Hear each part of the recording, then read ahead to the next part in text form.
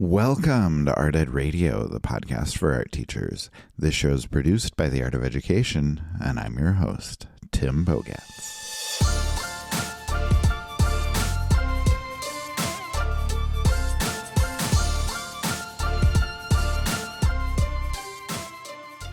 It is April, and it is spring cleaning time.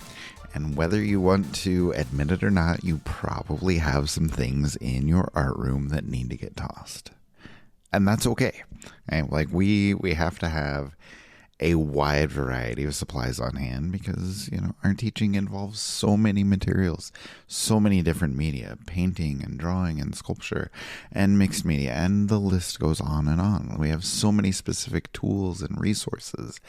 And, all of those things help our students to have exposure to different materials. Let them try different things as they are developing their skills and discovering their preferences. And that stuff builds up. Like, you think about what's in your supply closet. It is a lot, and we need a lot of that stuff. Or at least most of that stuff. Supplies can be costly and budgets are not great and things can be hard to find. So we start to collect and we start to gather, and our cabinets and our closets tend to fill up. But I think it's important for our teachers to strike a balance between being well prepared and actually hoarding supplies. So keeping an excessive amount of materials can lead to clutter. It can lead to disorganization.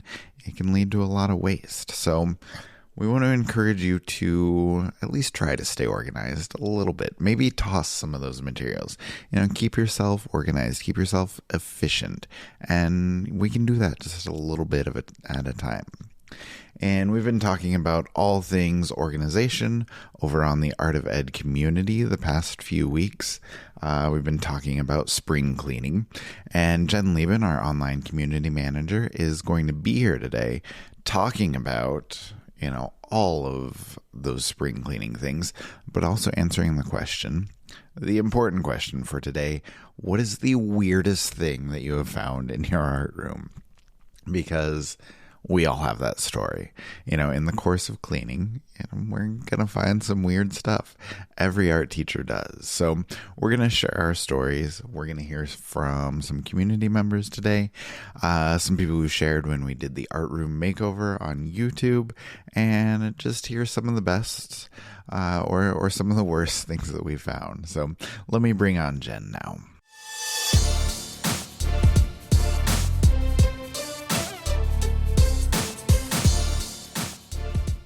Jen Leban is back on the podcast with me. Jen, thank you for coming on. How are you? I'm doing great. Thank you for having me. Good. I'm glad to hear that. We have a lot of fun stuff to talk about, a lot of really cool things going on.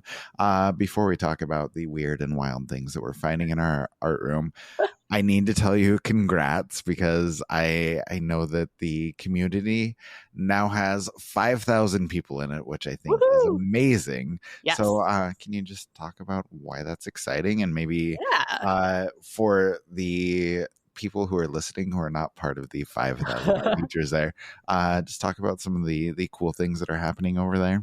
So we'll give people FOMO if they're not in the community that they need to join. Exactly. But 5,000 is just very exciting because it's such a nice round number. It feels like, it's just a milestone, It feels like a big deal. Well, it is a big deal. Both. It can be both. But I remember when we started and Amanda and I talking, we were like, oh, what if we get 2,000 members? We were like that would be incredible. And amazing. It just, I know. And we just blew it out of the water. And it's been so, I don't know, great, validating, reassuring that we're doing a thing. It's a niche that was needing to be met, so it's good. It speaks to the art teacher community, and really just how a lot of us do often feel alone or isolated, and that people don't get what we do. And that's why we exist. That's the whole reason we're here. So, can I give some of that FOMO now? Yes, please do. So to celebrate our 5,000 people, we are doing a giveaway.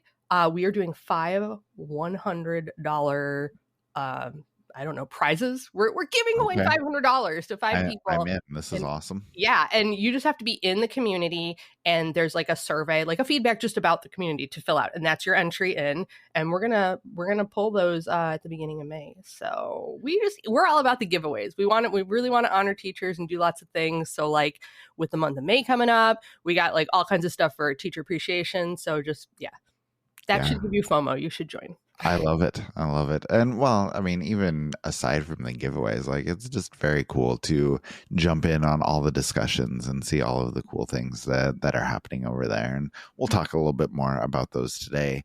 But I want to talk about how this podcast episode came about, kind of where the inspiration came from. As we're doing spring cleaning in the community. So can you talk about that theme and some of the things that have been going on, some of the things you've been doing in the community for the month of April? Yeah. So, I mean, we're all kind of like coming back from like our spring break, and spring cleaning is just such a thing to like think about, new beginnings and everything. And I know when I was in the classroom, without fail, every year, like I'd come back from spring break and I would get this like, what's the phrase? Like this bee in my bonnet that I needed to go in and change things. I know I'm an old lady. That I would need to change things. And I would like start redoing my whole classroom knowing like the school year was almost done, but like I didn't care. I just needed to like redecorate or refresh or make it feel good. So it just seemed perfect. Like spring cleaning as a monthly theme to come out. Even though we all as a community engagement team, we all kind of decide together on the themes, but I remember just throwing that out because it just seemed perfect to do like, sorry, that's not worded well, but to help motivate each other in the community to do small things to help clean your classroom. Like it's just such a persistent issue with art teachers. Our rooms are messy. It's organized chaos. We know where everything is. So I mean, that's okay. But we have a lot of stuff and sometimes we just procrastinate. So I think like maybe we could use the community and a little bit of that peer pressure, like just little things each week, clean out a desk drawer, clean a shelf. It doesn't have to be the whole closet. It could just be set a timer for 5 minutes. Which get done. That's what we used to do with my son when he was little. When he wanted to clean his room, we set a 5-minute timer and you see how much you get done. So trick yourself like that. I gotta say though, like the peer pressure actually worked on me. Like I reorganized my drawing supplies, got all my markers in order. Like it worked. It worked. Nice. Well, please take a photo and share in the community. We would love to see it. But also we get like good ideas for how teachers organize stuff and how they do things, and put stuff in different area. It's just, there's just, when you share, there are things that you think are perfectly ordinary or like not that significant, and someone else sees it and it could be really obvious, but it just never occurred to them. And you have that like light bulb moment. You're like, yes, oh my gosh, I would like to organize them by color too, rather than dumping them in a bin or something like that. That's again, obvious, not earth shattering, but when you see it, it's just like something clicks. Yeah, no, I love those moments. I think that's a really good thing. So I think that's very cool. Okay, so I need to ask you about weird things that you have found in your classroom, because I love hearing those stories. I love, just kind of, I feel like every art teacher has something that they've found or something strange that's been left over. For me, when I moved from elementary to high school, I walked in and like I filled literal dumpsters with the amount of crap that was in there. Two things that really stood out to me were the taxidermied animals that were all over. Like there was a giant turkey like up on top of the shelves when I first came in. Yeah, and then there are also a couple other like smaller animals that I found in the closet later on, and I assume they were being used for still lifes, but I don't know. Like I don't know exactly what the art teacher was doing with those. What did you do with them? Oh, I tossed them. Like I know, kind of regret now, and I was actually talking about this with my own kids just a day or two ago as we were planning this, and my son's like, oh my God, you could have gotten such good money for those. You could have sold them. Right. But then I was like, you know what? There was so much stuff that I had to get rid of that I didn't even think about like putting them on eBay or whatever. Like just like, I need to get rid of this. At a certain point, it's like the energy that it would take for you to sell those. And like, it's not where I get it. Like in my own house when I'm decluttering, it's like, I'm just going to donate this and give it away, even though I could probably sell it and get money. But just the energy and that mental weight that it holds, sometimes it's better just to let it go. Not worth it. Let it go. But the other thing that sticks with me is there was printmaking ink. From best I could tell, it did not have like an expiration date, but looking back at old logos from the company, it was from like the late 50s, early 60s, like very, very old printmaking stuff. And I feel like I might have had some of that too. Yeah, it was so bad. So, anyway, I was asking you the question. Like, have you had things like that in your classroom? Like, what have you found? So I didn't have anything fun like a taxidermy animal because I would have loved and cherished those. But so I started in the classroom like in the year 2000. So I just turned 46. So I inherited, and I got the job when the art teacher before me retired. Like I student taught with her in her retirement year. And I was very fortunate because this was a time where it was really hard to find jobs. I was very lucky. I was able to move into that classroom. But I did inherit a significant closet. I was going to say like 40 years worth of stuff. Very old items. Yeah. So remember at that time, we didn't have document cameras. We didn't have do you remember we used to have to buy giant poster board art reproductions? Oh my God. That was a huge part of my teaching when I first started. So I started in 2002 and like when you could get your hands on good poster reproductions, those were so valuable. That's all you needed because you couldn't so you had your slide projector and carousels. So I had a bunch of those in my class that I did have to get rid of. Overhead projector. I remember being mind blown because when I learned you could print onto overhead projector material in color, I was like, oh, it was like a game changer. And now it's so funny because it's not even a thing. People no, it's not. We're really aging ourselves. I remember my wife was a history teacher, and when we first started, we bought a home printer, and she would print maps onto overhead paper, and it was so valuable for her. Yes, so, that was anyway. Big deal. So I had binders full of that stuff. I was going to say, we're old. We're old. No, we're old. But even though we're old, I found stuff in my closet that was even older. So I think a lot of people can relate to yarn and burlap that just smells really moldy, and makes you sneeze. Yeah. So that had to just go. Pitched. Yeah. So slides, photocopies, VHS tapes. Those are, gotta get rid of those. Yeah. And then I was thinking about it, and I'm like, I don't know if I found anything really, really weird, but I probably left some weird stuff in my closet for the next person. That's very true. That's very true. I feel like I cleaned out the worst of it, but then, as you're there for a while, you're like, oh, this could make for a fun project. And then you leave it there. And, I was there for 13 years. So I no doubt probably left some really weird things for the next person. It's like a rite of passage for our teachers, though. I don't even feel bad about it. I wish I had thought about it and almost time capsuled and purposely hid weird things. How fun would that have been?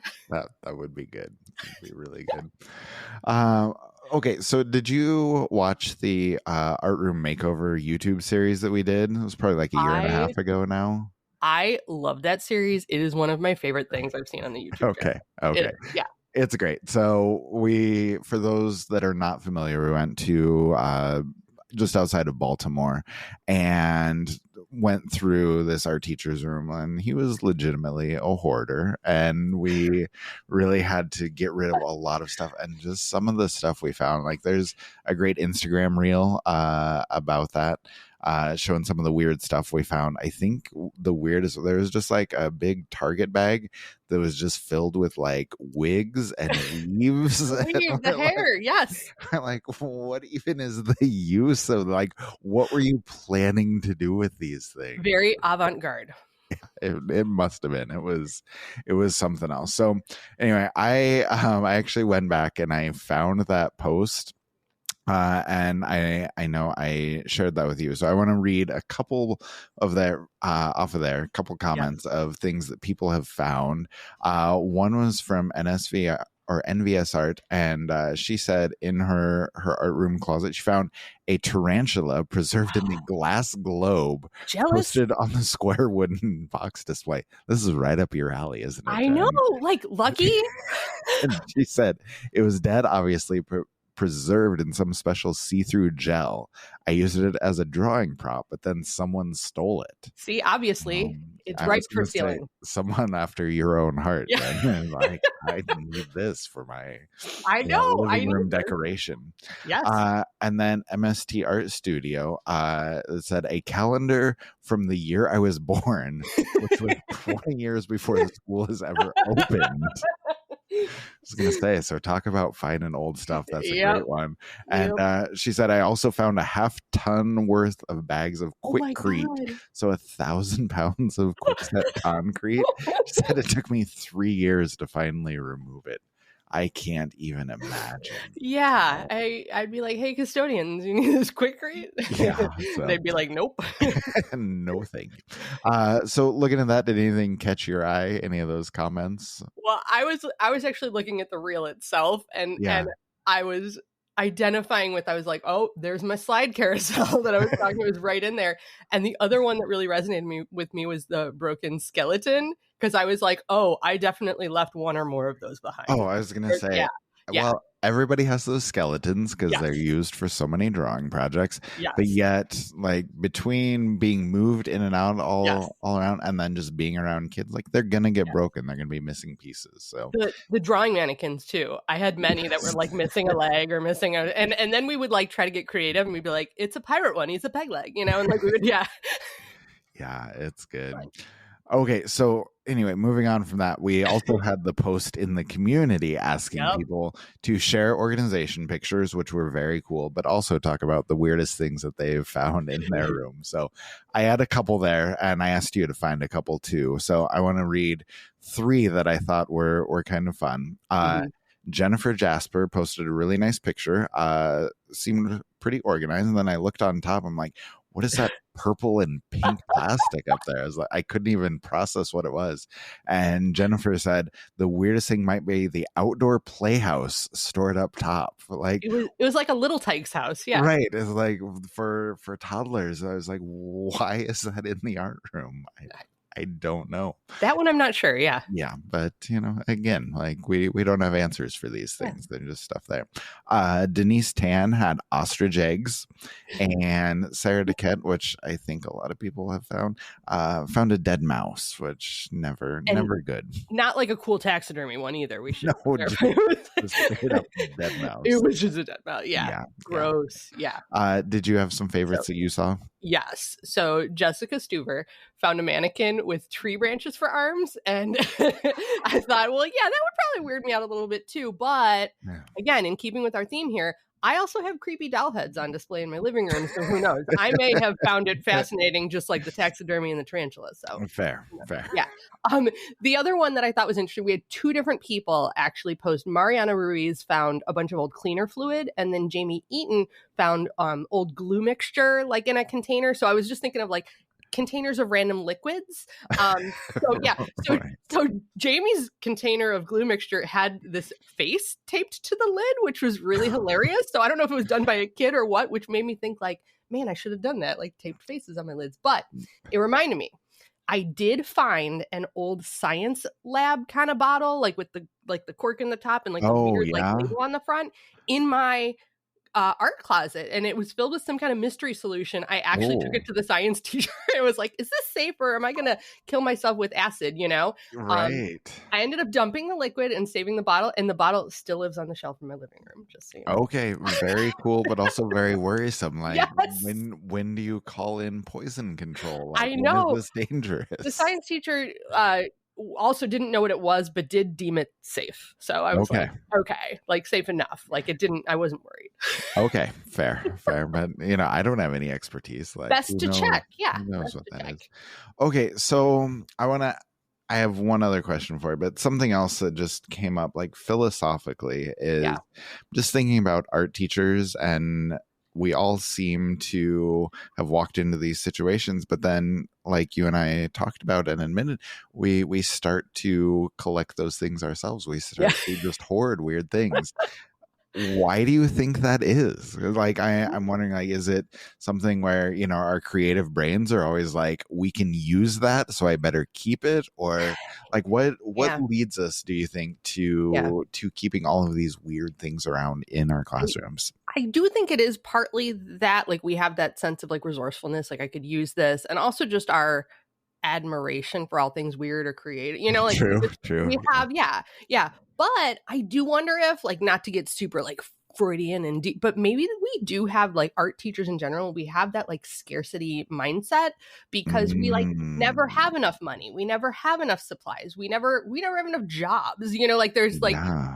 we're constantly fighting to like not have our program cut and like scrimp and save and all that. So I think it, like, I don't know, makes us all anxious and therefore we need to No, save things that just in makes a case. lot of sense. That's a really good answer. So, yeah, Yeah, not to expose all of our all of our all of our insecurities, yes. But yeah. but you're not wrong. So, Yes. okay. So, I guess final question. I always like to leave with advice. Like, so what would you tell people? Like, what is the best way to handle all of those weird and strange and fantastic things that you find in your classroom? Well, I mean, the fantastic you got to keep and you take it home and put it in your living room. That's, yeah, fair. But honestly, I was thinking about this and I don't know if I'm in the minority here, but I really am kind of a purger and not a Okay. saver. I mean, Yeah. again, I do have weird, I think maybe what I deem to be worthy of saving is that's probably part of it. But I think that comes from, like, maybe I watched too many episodes of Hoarders, or maybe I've had to clean out too many relatives, like former homes. If you've ever had like a great aunt or Yes. something, Yep. and we had, We've been through that. oh yeah, that's again, when you're older, you have those things. But if I haven't used something in a while and it's easy enough to replace, like bins of cardboard tubes, or tin Right. cans, empty bottles, yarn, things that Yeah. you can replace those pretty easily. It's like, just pitch it or recycle it because the mental weight of those objects is just huge. Not to get all like Marie Kondo and like bringing you joy stuff, Yeah. but Does it bring you joy? yeah, but a lot of that kind of stuff you can pitch, and if you regret it later, like, you can get more of that stuff pretty easily. It's True. different when you're looking at like equipment and like non-consumable items.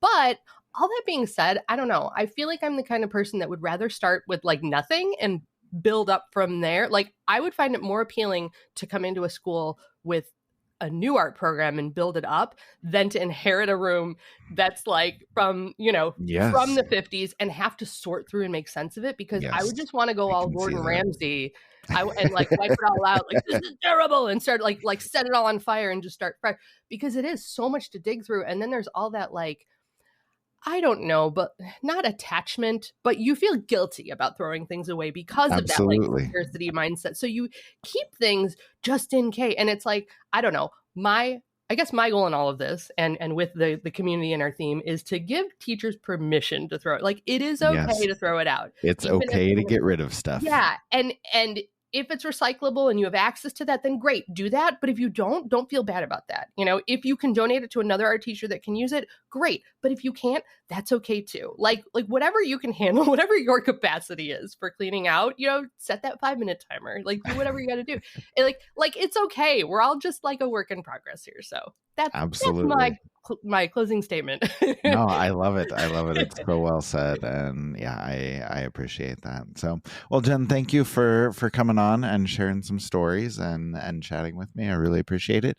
Yeah. And we'll see you over in the community. Woohoo, for sure. Thank you to Jen. And again, I would love to encourage you to do a little bit of cleaning before the month of April is over. Are there a couple of things you can throw out? A couple of things that maybe you don't need anymore. Okay, getting rid of them might be worth it. Now, I will link to the Art Room Makeover on YouTube if you want to check that series out. And of course, we would love to have you join the community and join in the discussion there. We'll link to the community in the show notes. We'll also link to the specific discussion about strange things that we found. So come tell us the weirdest thing you have found in your art room or your supply closet. We would love to have you as part of the discussion. We would love to see you there.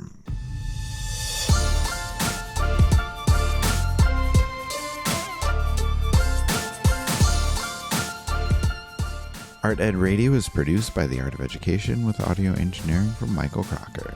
Please be sure to subscribe so we can join you again. And if you love the show, please jump over to Apple Podcasts, Spotify, wherever you listen. Give us a 5-star rating and maybe even leave us a review. We are also taking questions now for the May mailbag coming up in just a couple weeks with Amanda. So if you have any questions about the end of the school year, wrapping things up, what you want to do over the summer, end of the year art shows, any of those things, we would love to hear them.